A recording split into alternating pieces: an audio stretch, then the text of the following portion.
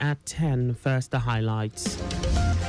Lagos residents hail Governor Sanwo-Olu's administration for developmental projects across the state. President Tinubu issues executive order to slash oil sector costs. On the foreign scene, United States President Donald Trump set to double tariff on steel, aluminium imports to 50%. And in sports, African Cup of Nations announces Super Falcons 2024 Women AFCON match schedule. And now the details. I am Akan Usen.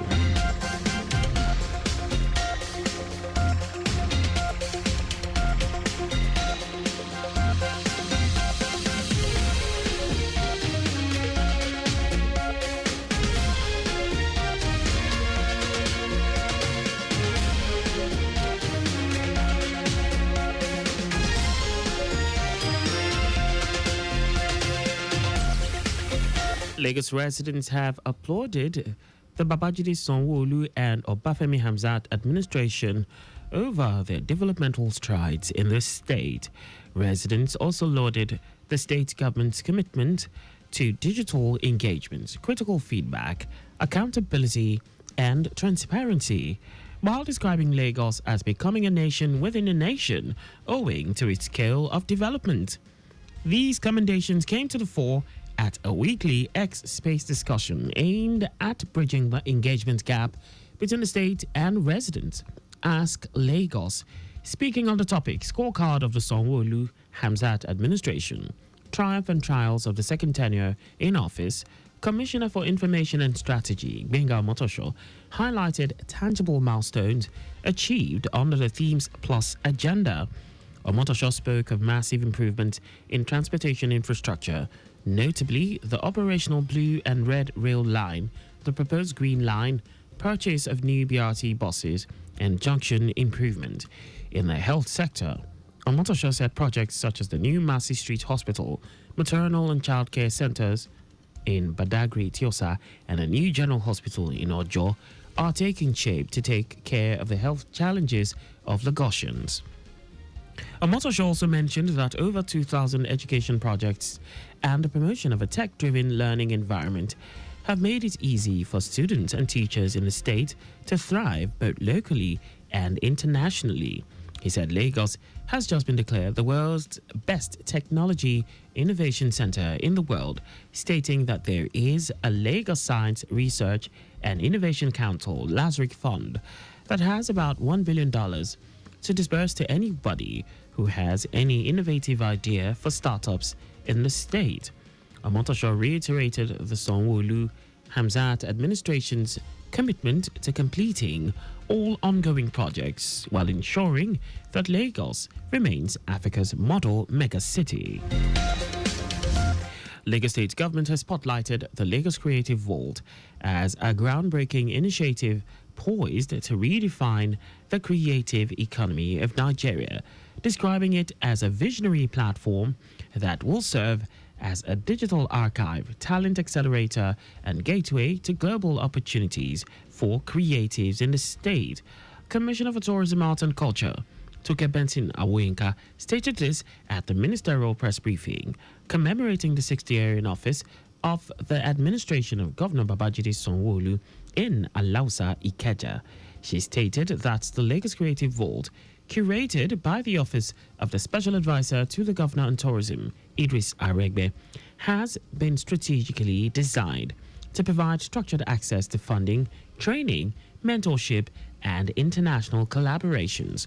According to her, the Vault embodies the ministry's long-term vision to professionalize the creative industry, promote cultural heritage, and attract foreign investment by creating a well-organized system that connects stakeholders across the value chain.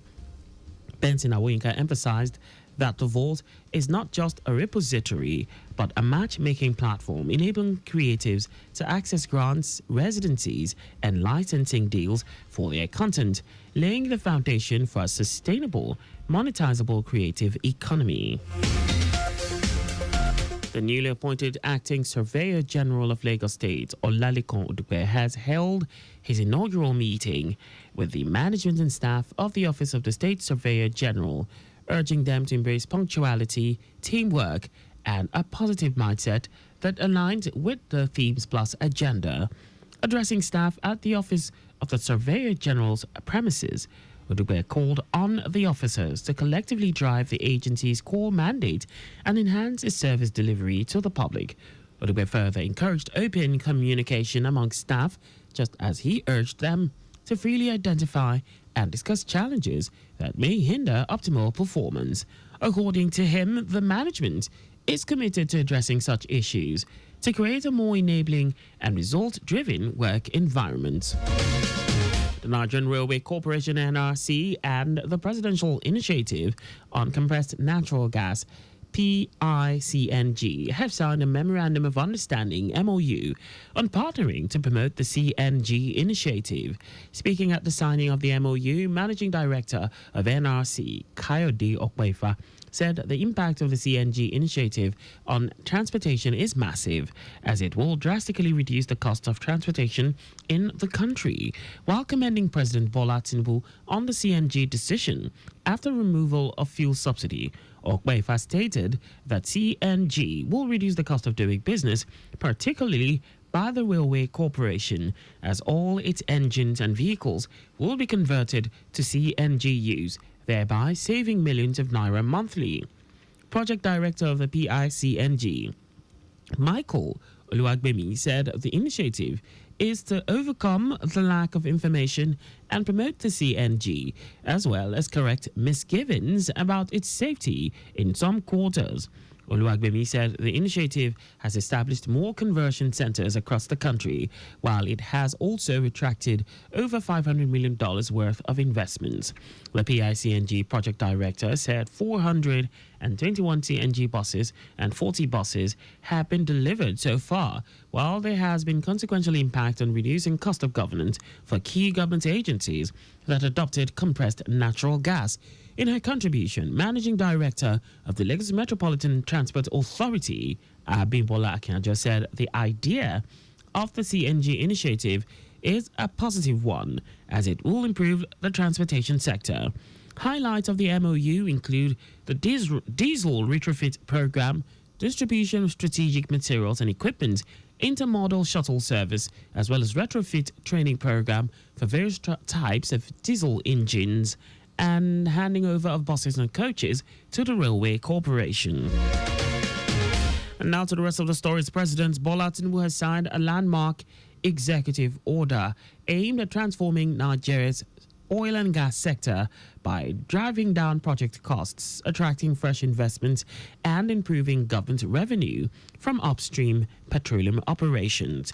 In a statement issued by the media contact in the office of the Special Advisor to the President on Energy, Shenan Murray, the federal government introduces performance-based tax incentives that reward oil and gas companies for achieving verifiable cost savings in line with annual industry benchmarks.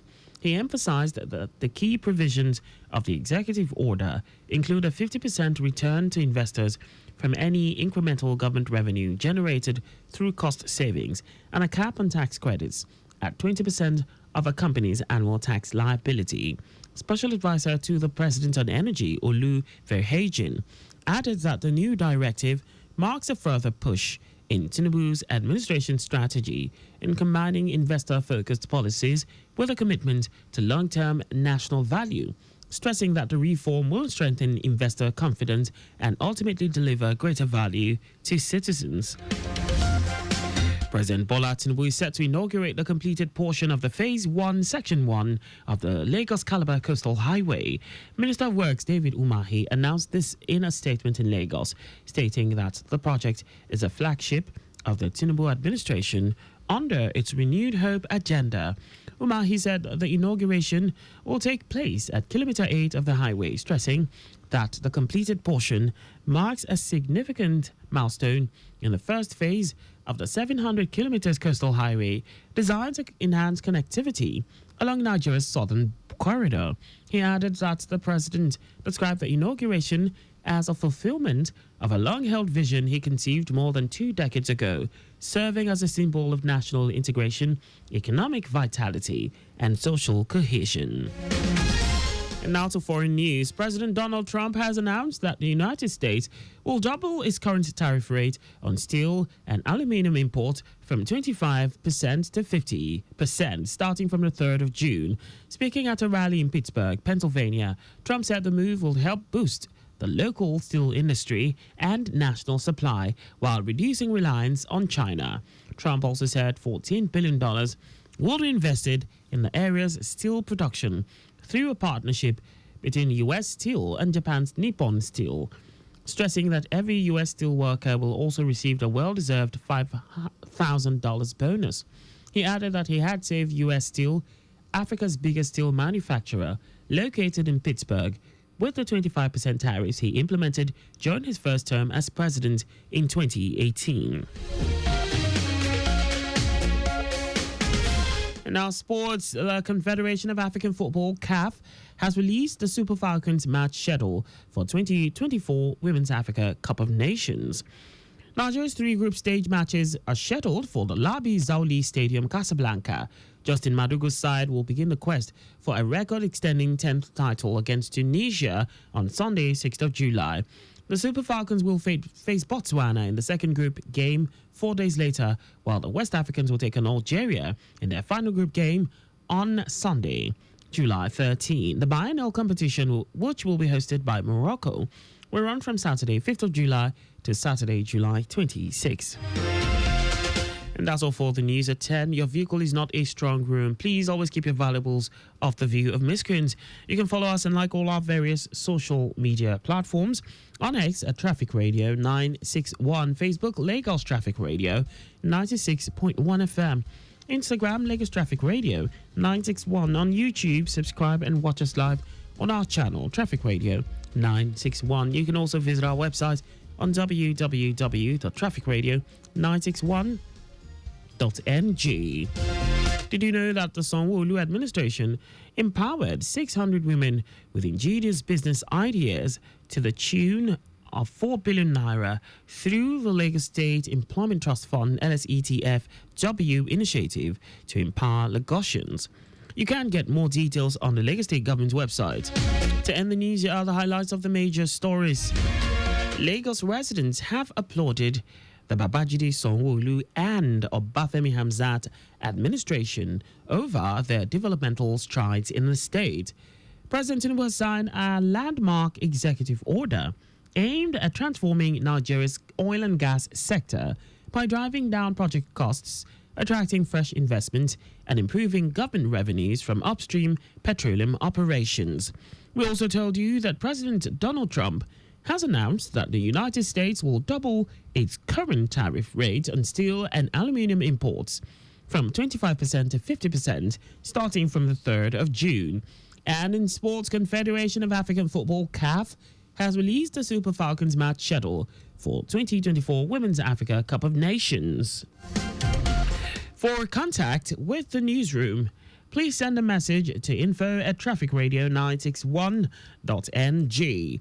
And that ends the news broadcast compiled by Mojid Ololade. I am Akan Usen.